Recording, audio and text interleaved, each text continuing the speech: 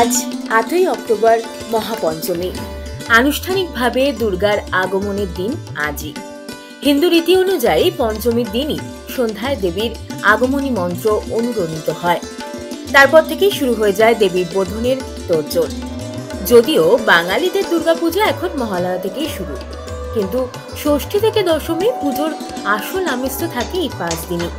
তবে এবার কি 5 দিনের আনন্দ মাটি করে দেবে বৃষ্টি? কি বলছে আবহাওয়া দফতর? জেনে নিন পুজোয় আবহাওয়ার আপডেট।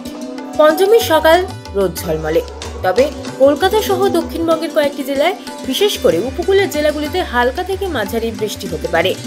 বৃষ্টির সম্ভাবনা বেশি উত্তর এবং দক্ষিণ 24 পরগনার, পূর্ব ও পশ্চিম মেদিনীপুরে, তবে ভারী বৃষ্টির সম্ভাবনা নেই। ষষ্ঠী থেকে দশমী কেমন থাকবে আবহাওয়া? হাওয়া অফিস জানিয়েছে পুজোর মধ্যে বিক্ষিপ্তভাবে 2-1 জায়গায় হালকা বৃষ্টি হতে পারে, তবে ভারী বৃষ্টি হবে না। তাছাড়া এক নাগাড়ে বা একটানা বৃষ্টিরও কোনো সম্ভাবনা নেই। আগামী শুক্রবার অর্থাৎ নবমী পর্যন্ত বৃষ্টির সম্ভাবনা অনেকটাই কম। সেক্ষেত্রে পুজোর আনন্দ বৃষ্টিতে ভেসে যাবে না, তবে তাপমাত্রা সামান্য বাড়তে পারে বলেই পূর্বাভাস হাওয়া অফিসের। উত্তরবঙ্গেও হালকা থেকে মাঝারি বৃষ্টি হতে পারে। মঙ্গলবার বৃষ্টির সতর্কতা জারি করা হয়েছে কোচবিহার, মালদা এবং দক্ষিণ দিনাজপুরে। শুক্রবার পর্যন্ত বৃষ্টির পরিমাণ কম থাকবে। কলকাতার আকাশ আজ মূলত পরিষ্কারই থাকবে, মাঝে মাঝে মেঘে ঢাকবে সূর্য, তবে বৃষ্টির সম্ভাবনা কম। প্যান্ডেল হপিং এ বেরোলে ছাতা কিন্তু অবশ্যই রাখবেন সঙ্গে।